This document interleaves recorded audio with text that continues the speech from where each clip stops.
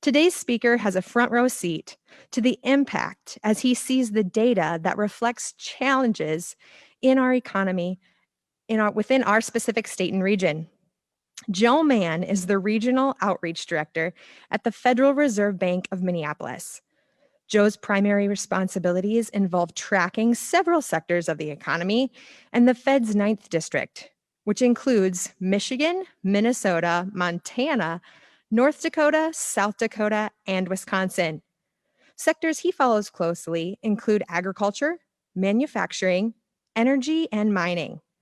Joe was recently featured on South Dakota Public Broadcasting regarding the impact of the pandemic on business services. Prior to joining the Federal Reserve, he served as a regional economist and staff writer, as well as an analyst for the Minneapolis Fed publications, the Region, and the Fed Gazette. He holds degrees in economics and journalism from the University of Minnesota. Following Joe's presentation, we will have some time for Q&A. So please help us welcome Joe Mahon.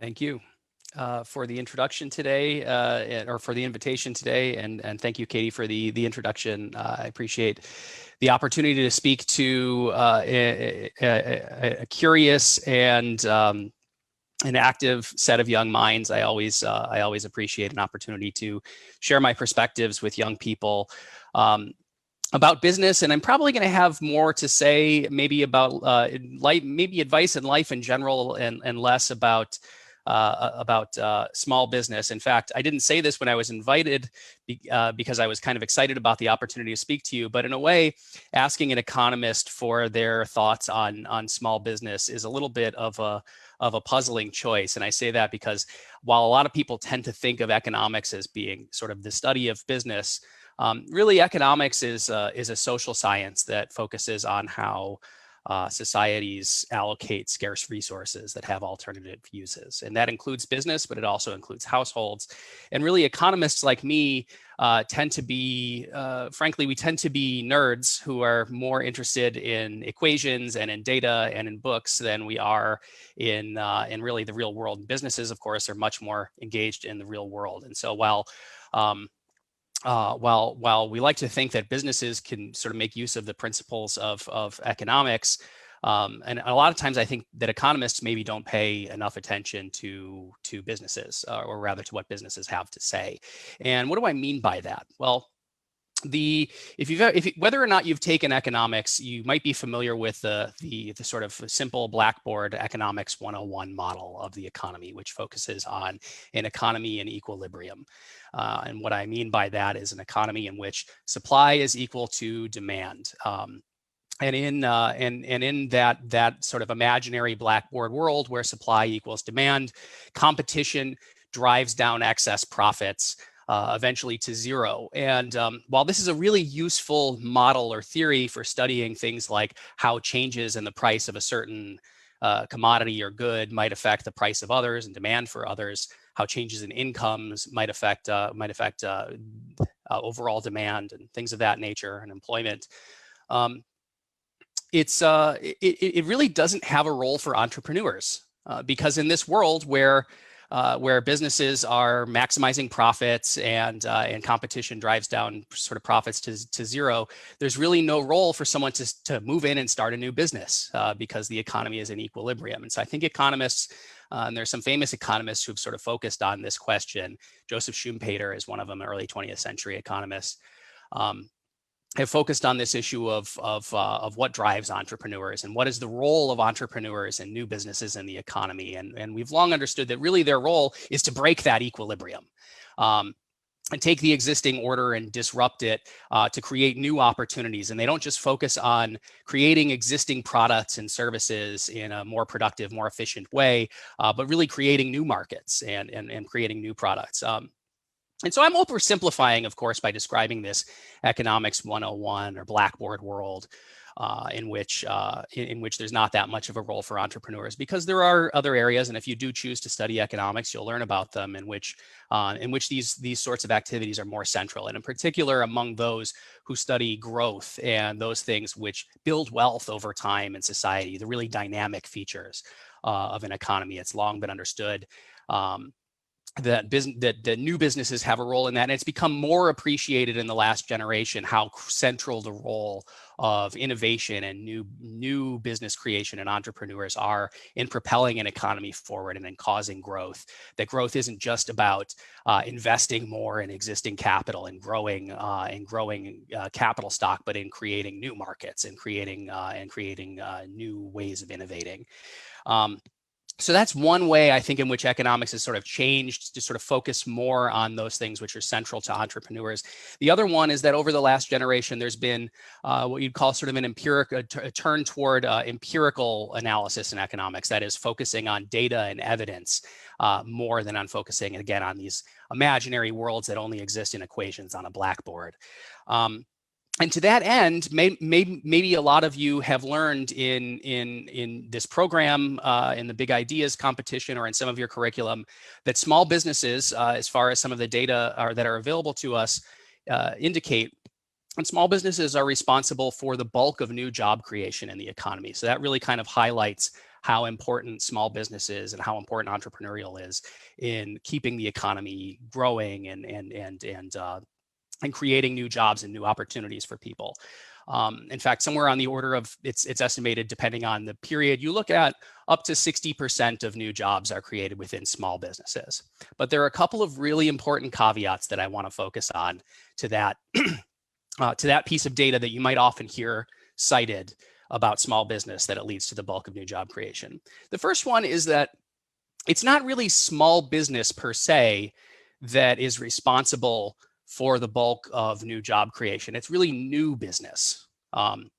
Businesses that have just started, that are in their early phase of growth, are really what's responsible for the bulk of new job creation. And new businesses, of course, by nature are small, almost by definition. So that's really, so it's not necessarily small business per se, but new business. And a lot of small businesses aren't necessarily new. So that's an important wrinkle in understanding that. I'm happy to talk more about that in the question and answer period. There's another thing, and this is what I really want to focus on. That's another important caveat to this factoid that you often hear presented about how much of a role small businesses play in job creation. And that's that while small businesses are responsible for a majority of new jobs created in the economy, they're also responsible for a majority of the job loss in the economy, the job destruction in the economy. And that sort of underscores two things. Number one, what a dynamic economy we have. We usually focus on the headline numbers, how many jobs are created every month when those numbers are reported. But that underlying that net change in jobs is millions of jobs that are created and millions of jobs that are destroyed every month. And the net change is what we hear reported in the paper, but there's a lot more churn going on than that. The fact that small and new businesses are responsible also for the majority of job destruction in the economy is really something that highlights something that you're all probably already familiar with, but I think that I really want to emphasize, which is that starting a business is, in fact, incredibly risky to do. And I say this not to discourage you from starting a business, but just to kind of put in perspective that entrepreneurialism is something that carries a fair amount of risk in it. And this is something in which I think that economists have something to contribute, even in the simple economics 101 world that you'd learn in an introductory economics class. And that's the important concept of the trade-off between risk and reward. So while I've pointed out that small businesses fail at a high rate, and that's why they're responsible for a lot of the job loss in the economy. On net, I should point out, they're still responsible for more job growth than they are for job destruction. So I don't want to paint a negative picture here. I just kind of want to point out, again, there's a lot more churn going on, a lot more dynamism in the economy than those headline numbers often present. But the fact that we see so many jobs lost because of the failure of new businesses is something that illustrates that level of risk that's associated with starting a business. It is a risky undertaking, and there is a high probability of failure. And we should all be honest about this. But the important concept to focus on here is that you that with risk comes reward, or rather, you don't have higher returns without higher risks. And this sort of underlies that while starting a business is a risky undertaking, it's risky because there are tremendous rewards involved. And you all are familiar with these, not just the monetary rewards, but the possibility of being your own boss, of controlling your own destiny, of having autonomy over your own creative activity. Those are less tangible or easy to measure forms of reward than just the economic or financial return from starting a new business.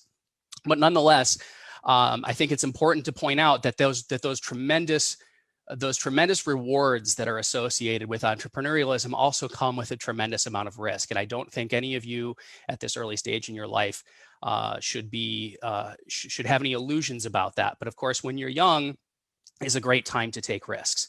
So I say all of this not to be discouraging, but just to be fact-based or realistic about the trade-offs that are associated with entrepreneurialism. And to that end, I want to close with a quote or a concept. I don't have a lot of time to talk about it, and so I would encourage you, if you're interested in what I'm about to say, to Google or look up something called the Stockdale paradox. There are essays that are written about this. I see some smiles in the audience. There may be people familiar with what I'm about to say. Stockdale paradox is named for an American hero by the name of Jim Stockdale. You're probably too young to remember. He was an admiral in the Navy, and you're probably too young. In fact, the majority of you weren't born during the 1992 presidential election, but he was a vice presidential nominee during the 1992 presidential election. And he was, prior to that, a war hero. In fact, he was imprisoned during the Vietnam War for, I believe, 7 years in a POW camp in North Vietnam. He was at one point the highest ranking American military officer in a POW camp in Vietnam. And the author Jim Campbell interviewed him about his experiences and what he learned from this. And what he said in preparing for the interview, the author, Jim Campbell, said it was incredibly depressing reading his memoirs because of how horrible his experiences were in that prison camp. And he wanted to understand how he could have made it through that.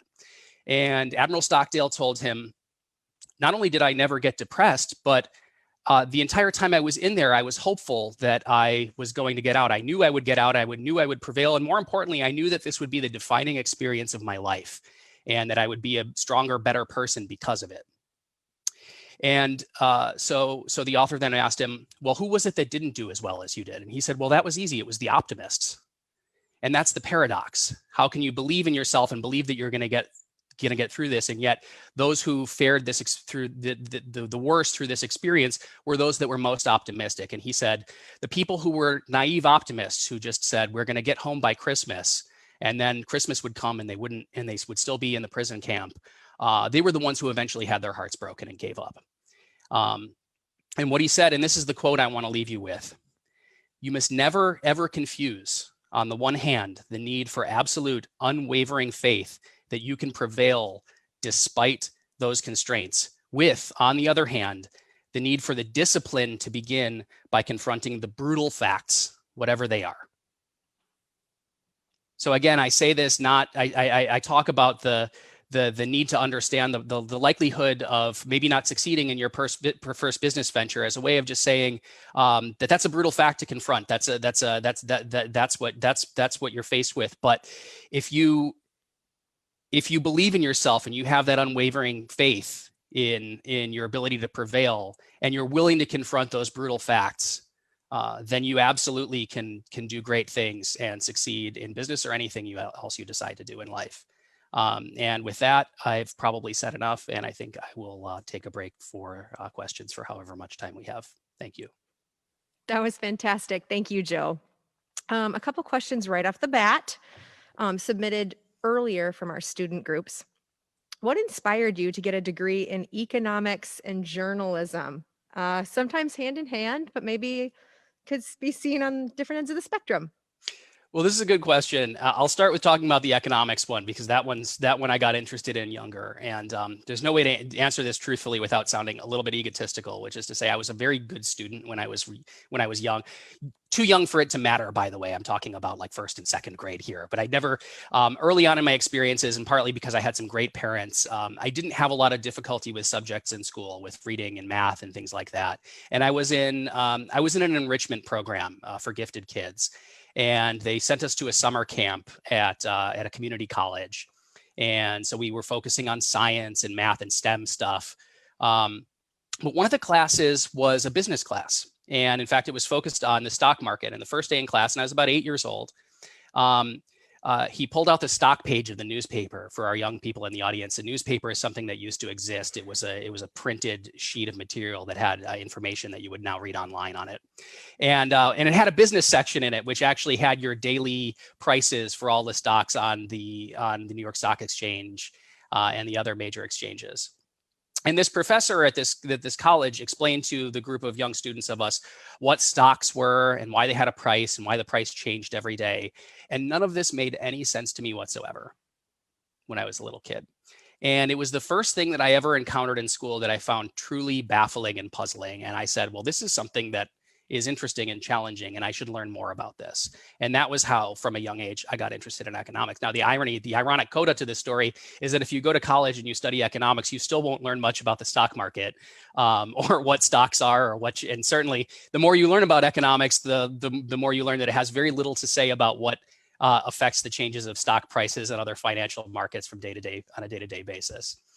In terms of my current job and how I got interested in journalism, long story short, when I was in college studying economics, I decided to add a second degree in journalism because I wasn't sure if I wanted to be an economist and go get a PhD or if I wanted to do something else. And so I thought adding a degree in journalism might be a way to get to write about the economy and about business. For like my dream was to write for, say, the Wall Street Journal or Financial Newswire.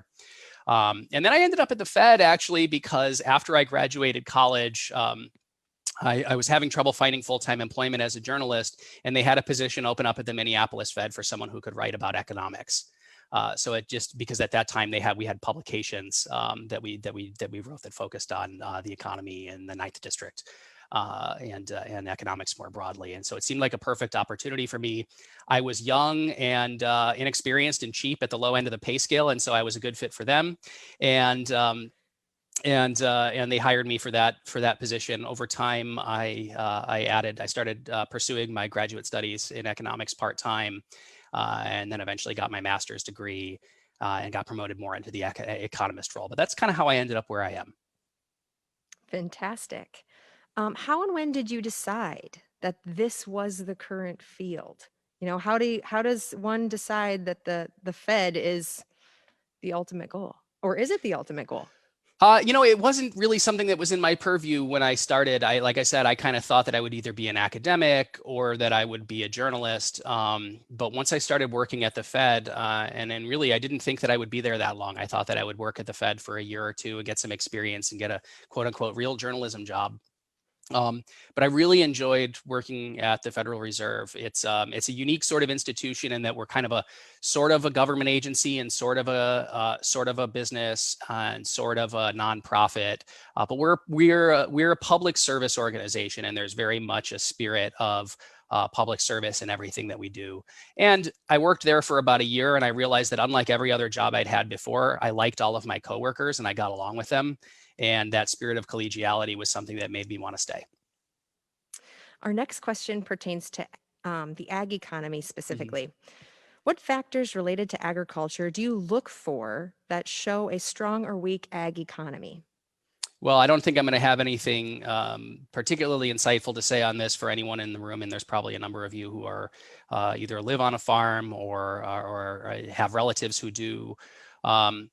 I guess what I would say is other than the obvious ones, weather and crop production, the price environment, of course.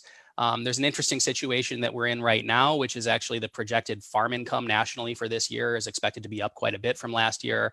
But I don't want to call it illusory, because there have been some improvement in market conditions. But a lot of that is due to federal aid that was passed as a result of one of the phases of the CARES Act, the coronavirus relief that the Congress passed earlier this year. So about close to a third of net farm income this year is forecast to be due to federal aid. I don't think that that's something that people would look at as being sort of indicative of a strong underlying farm sector.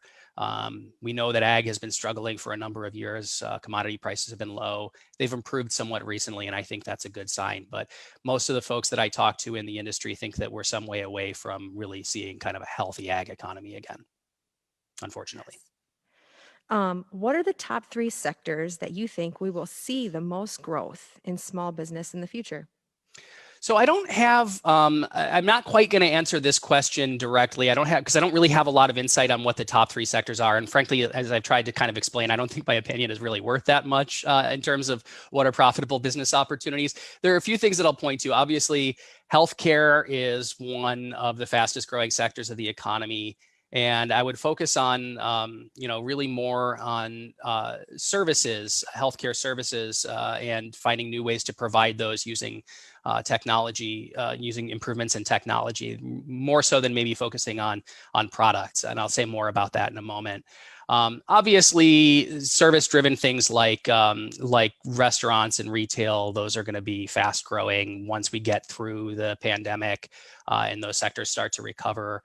And then I think one that I'm glad to hear that a lot of participants in the competition had business ventures that were related to agriculture, because I think there's a tremendous amount of opportunity in this, in this sort of analytics revolution that we've seen in agriculture, in the explosion of data and in sort of precision agriculture, and how to process that all and how to handle it. I think there's still probably a lot of growth opportunities there. Oh, and actually, one more thing I'll say, actually, sort of relating to technology. There's a huge demand, that for cybersecurity, particularly in the financial sector. And these are expenses that particularly a lot of our smaller financial institutions, community banks, aren't really prepared to take on in-house. That is, to hire cybersecurity experts. So to the extent that there are opportunities to be kind of a consultant or a service provider to smaller financial institutions to meet their IT and cybersecurity needs, I think that's going to be a big growth area too. Definitely. Shifting gears a little bit, Joe, in your opinion, what are the biggest mistakes small businesses make? Again, this is one that I don't really know. I don't really have a good answer to what the biggest mistakes are. And I'm not gonna focus as much on existing small businesses, but maybe some things that people who are thinking about small businesses might not think about. And one of those is, I think, this idea, because there's so much rhetoric, especially now with the kind of the interest in Silicon Valley and tech. There's so much interest in disruption and creating new products. And I'm kind of going against what I just said, by the way, in my remarks. But there's so much focus on creating new products and new markets that I think a lot of people miss out that there's a lot of potential for ventures in existing markets and providing existing services and products in a way that's better or more efficient in the way other people are doing it. Just doing something that is already something that exists and doing it well, I think, is always something that's a promising opportunity. You don't have to reinvent the wheel.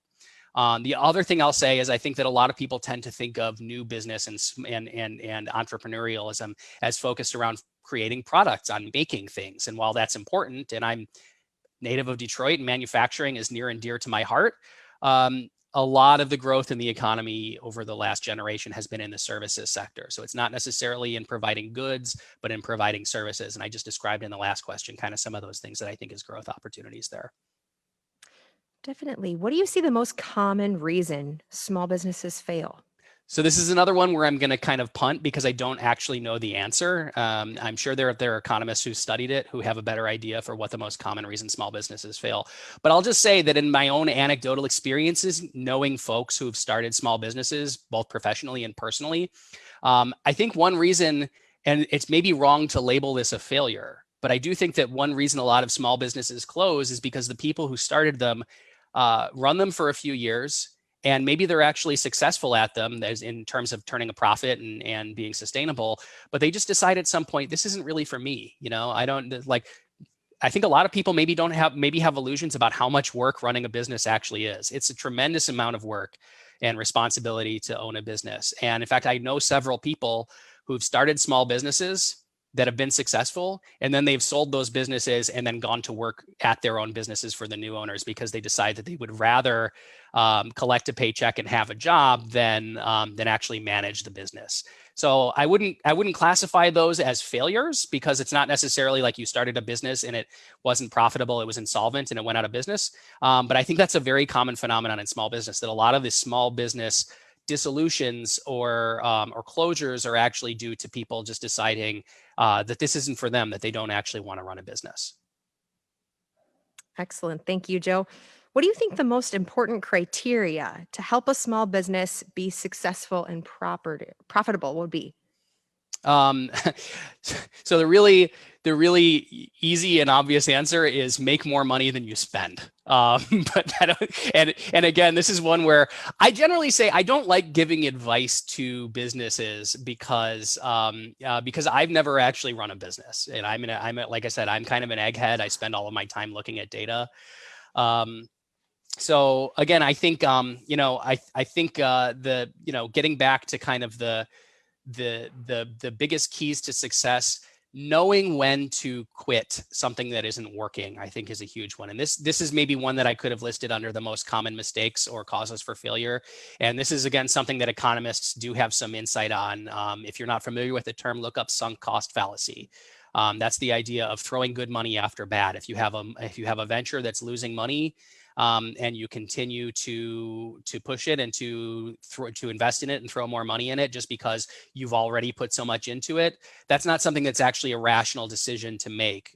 In some cases, the rational decision is to say, I'm not going to get that money back in this project that's not working, and I need to walk away from this and figure out something new. Excellent. And our last question, Joe, what advice do you have for small business owners that may be struggling during this current pandemic? I want to go back to the Stockdale paradox. In fact, that's why part of the reason why this is on my mind recently.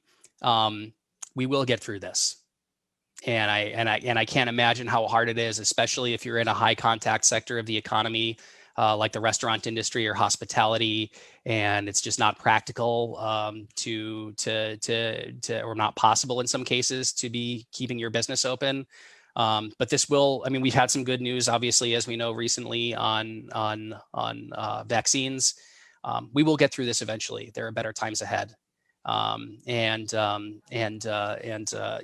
think that, keep in mind that those words from Admiral Stockdale, that we might not get out of this by Christmas, but we will get through it. And you need to know that, and be honest about how difficult this is and how difficult it's going to continue to be, even now that there's a vaccine, because we're not going to get production of that ramped up for quite some time. But there is a light at the end of the tunnel, and good luck to everybody struggling with this right now, because I know it's hard. That's excellent, Joe. Thank you so much for sharing your wealth of knowledge with us. Thank you again for inviting me. I really appreciate the opportunity to be a part of the program. A great voice of experience and input. Thanks, Joe.